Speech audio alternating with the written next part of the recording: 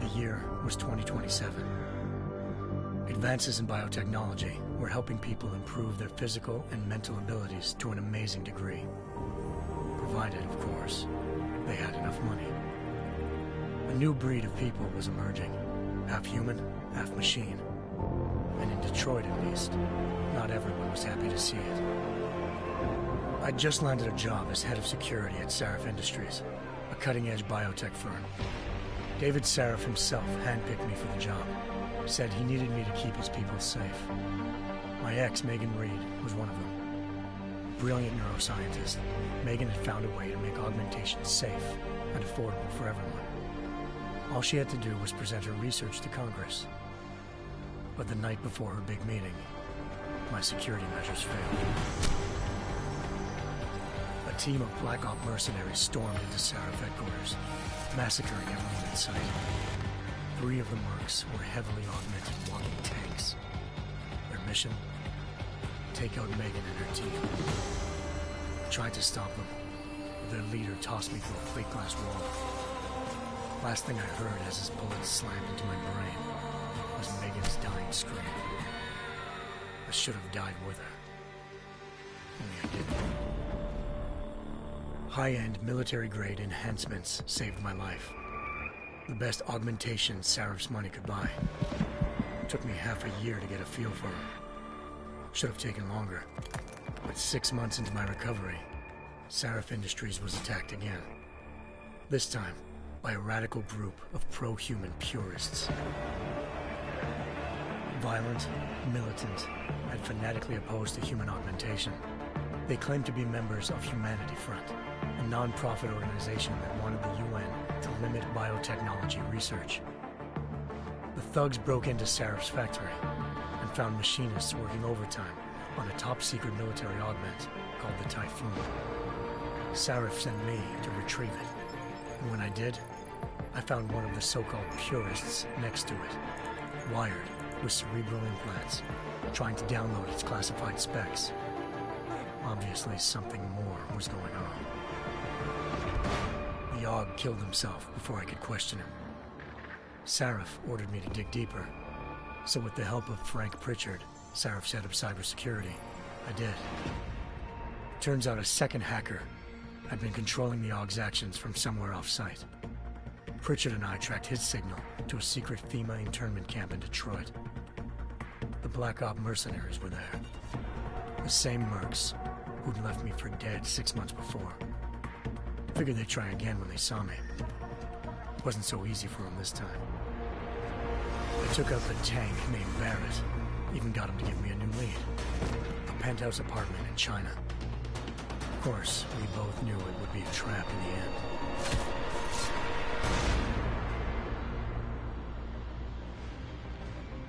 Hengsha Island, China. Home to a city so crowded, they had to build a second city on top of it. Trying to find clues in Hengsha wouldn't be easy. Lucky for me, I wasn't alone. Farida Malik, Sarif Industries' ace pilot, had lived in Hengsha before. A good person to have on your side. She knew enough about the place to get me around. Malik dropped me in the lower city, close to the penthouse Barrett had told me about. Bell Tower Associates, a private security firm under contract to the Chinese government, had agents tossing the suite when I arrived. Just not for the reason I'd been expecting. Turns out the man who lived there was a criminal hacker named Van Bruggen. The same hacker who'd been remotely controlling the AUG in Sarif's factory. Van Bruggen's panicked decision to force the man to commit suicide had been a mistake. Now his mercenary partners were gunning for him, and I needed to find him before they did. Locating Van Bruggen meant playing nice with the Triads, Hengsha's organized crime lords. They had the hacker holed up inside a low-rent capsule hotel. By the time I found him, Van Bruggen had no qualms giving up the woman who hired him. Zhao Yunru, president of the Taiyang Medical Corporation. According to Van Bruggen, Zhao wanted to monopolize the augmentation industry and had hired Black Op mercenaries to destabilize her competition. Sarif Industries was at the top of her list. To prove this, I needed to get inside TYM and grab a surveillance hologram off a server. I suspected Van Bruggen was hiding something when he told me this, but nothing could have prepared me for what I saw. Megan wasn't dead. She and her 4 best researchers had been kidnapped, spirited away somewhere while their kidnappers made it look like they were dead. Desperate to learn more, I confronted Zhao in her penthouse. She claimed to be a pawn in a bigger plan, and hinted at a group so powerful it controlled global interests at a whim. Then she slipped into a panic room and hit the alarm, forcing me to make a very quick exit. I figured Zhao was lying, but part of her confession made sense. David Sarif had been worried about his people. So worried, he'd required all of them to have subdermal locator devices surgically implanted. The GPOs would have been broadcasting the day of the attack. But Zhao said a single call to Picus, the world's leader in global 24-hour satellite news, had turned those signals off. I needed to fly to Picus headquarters in Montreal if I wanted to learn more.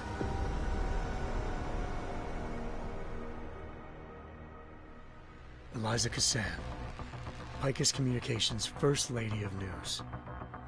Malik thought I was reaching when I told her Eliza was involved in this. The world's most famous news anchor, working with a mercenary hit squad. But when I confronted Cassan in her office, she freely admitted to jamming Detroit's satellites the night Megan's team had been taken. Said she's just been following her commands. I suspected she wanted to say more. But Black Op mercenaries showed up looking to shut us both down. And just like that, the Eliza I'd been talking to disappeared. The Mercs were led by an augmented killer I'd crossed paths with twice before, Fedorova, a woman who'd made silence her best friend.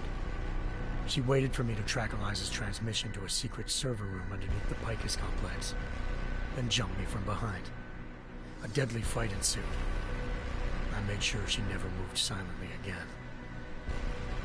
With Fedorova down and no one left to keep Eliza quiet, she reappeared. Turns out Picus's First Lady of News wasn't a lady at all. She was a sophisticated AI program, engineered to monitor data streams and control what people believed.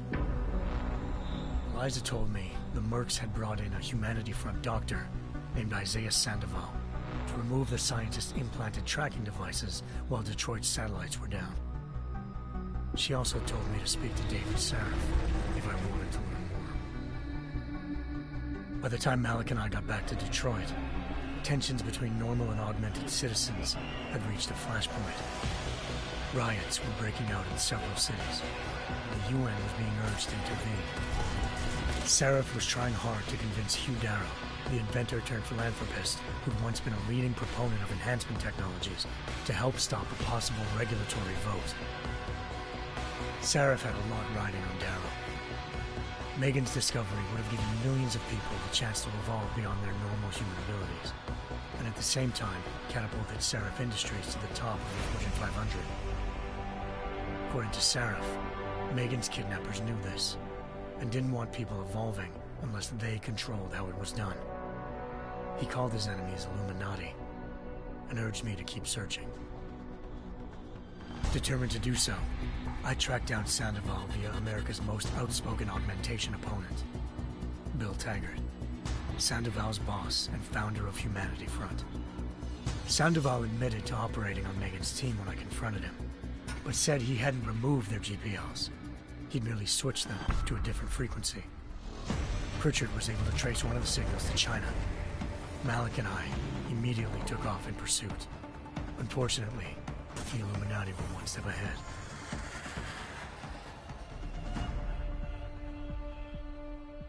Ambushed. Shot out of the sky by Bell Tower Associates, seconds after entering Hengsha's airspace. Malik's piloting skills saved me. After a tense and bitter struggle, I escaped into Lower Hengsha. The tracking signal I was following led straight to the Triads, or more specifically, to the augmented arm of Tong Si-hung, leader of a gang of augmentation harvesters. Tong said they'd taken the arm off a corpse, which Bell Tower had left at their door, meaning at least one of Sarif's scientists was dead. Maybe not the rest of them, though. Tong pointed me to a port used for human trafficking and helped me slip aboard a bell tower ship. It was sailing to Rifleman Bank Station, a military base in the South China Sea. Bell Tower was holding kidnapped civilians as prisoners there, and using them to perfect the Hyron Project, a human-computer interface that left most of its test subjects dead.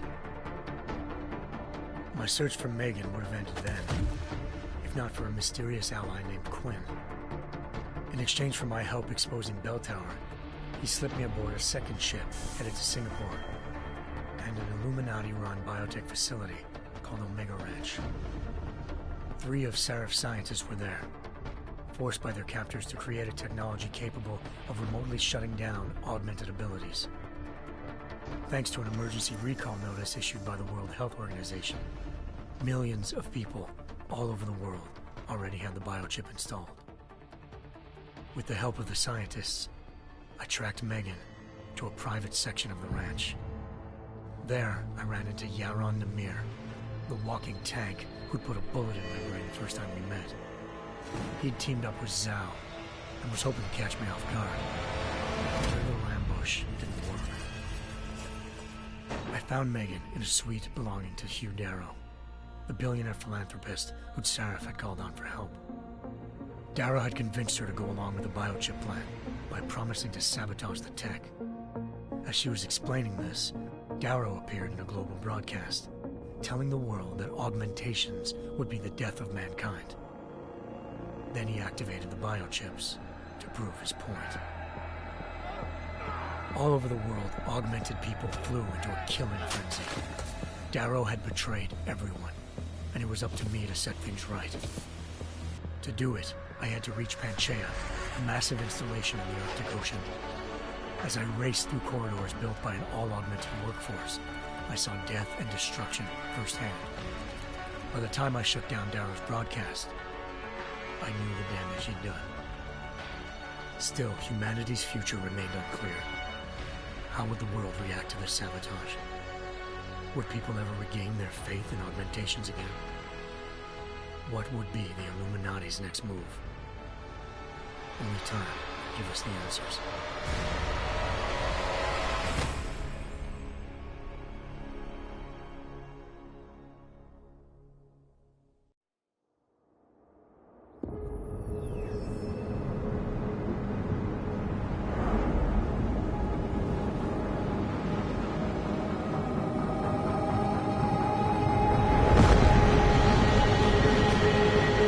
I once thought I could save the world. Now look at it.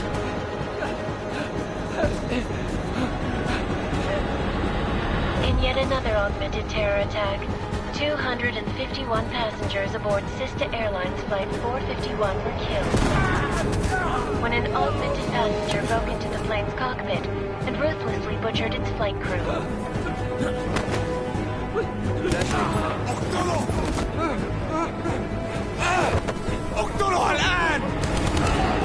Details recovered from the black box recorder suggest that the man may have been suffering flashbacks to the AUG incident.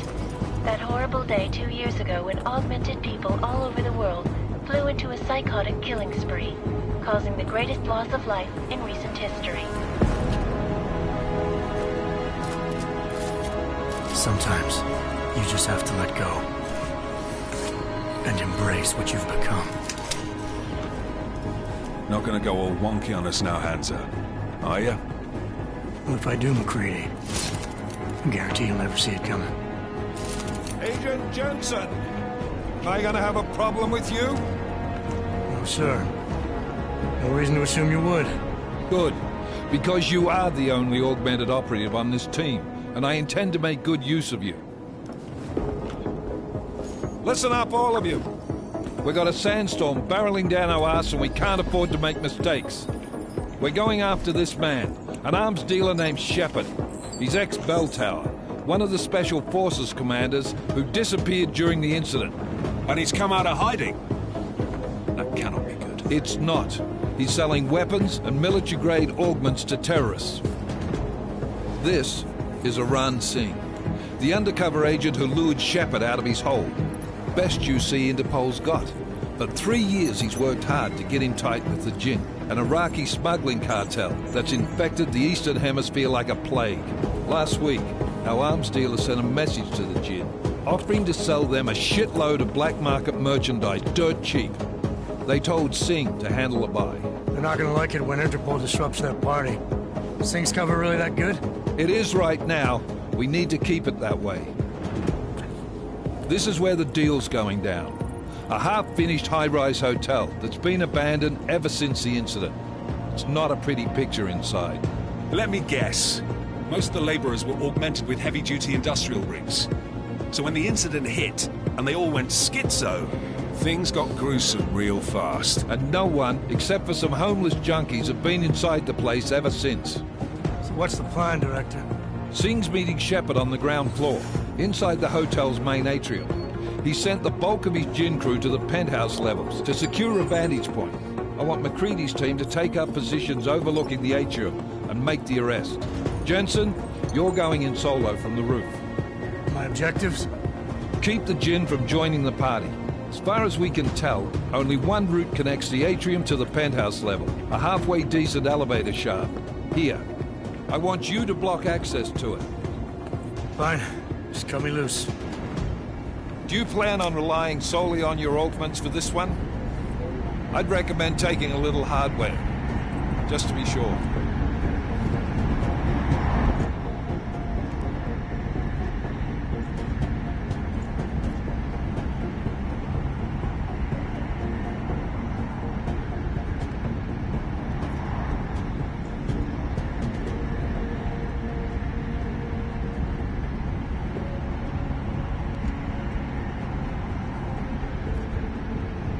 I'm not leaving my 6 exposed. Give me something lethal.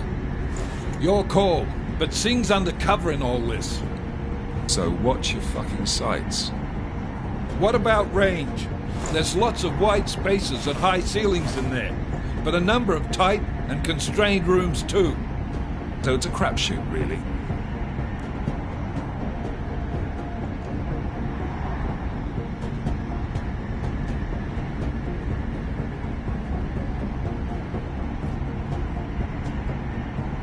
Never was one to play the odds. Give me something I can use up close. You got it. One last thing, Jensen. Singh said the Jinn are using some sort of portable Wi-Fi device to boost communications. He's got a better chance of maintaining cover if you disable it. I'll keep an eye out for it. But aren't we on the clock here? You said there's a sandstorm moving in. There is, and we got the intel on this mission at the very last minute. So we're scrambling a little. If it comes to it, your number one priority is keeping the Jinn out of that atrium. Copy that. Time to put away your happy thoughts, gentlemen. We're approaching the target building. You're up first, Jensen. Let's do this. Task Force action. This is Knife Leader. Engage Hush drives and descend to Angels 1-5.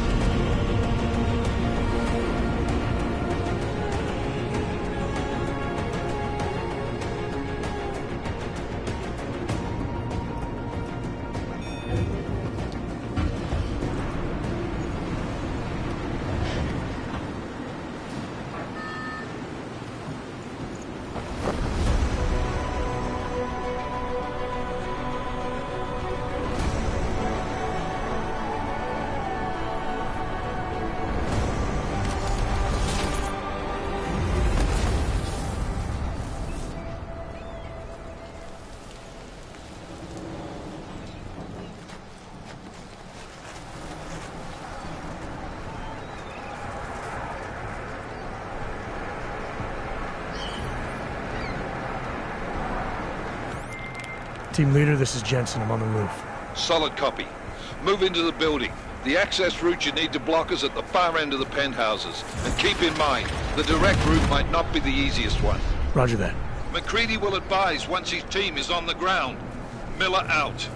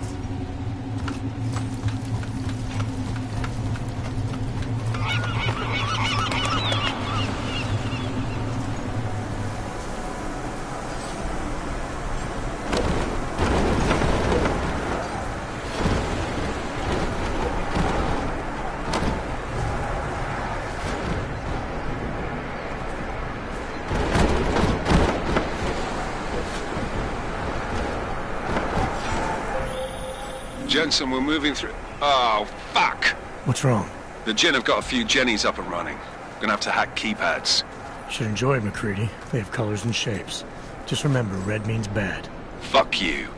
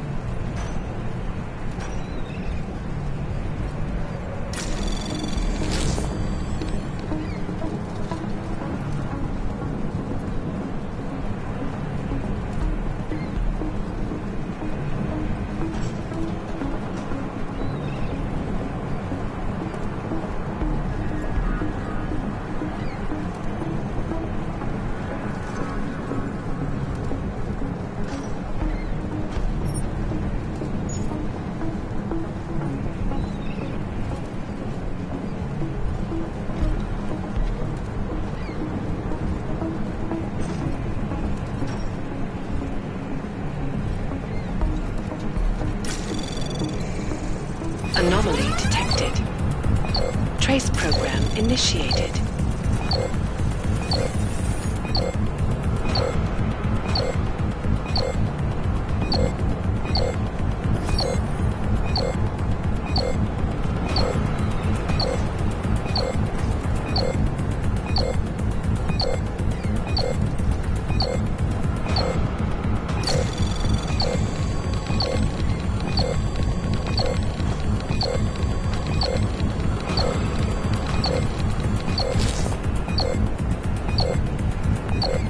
Access denied.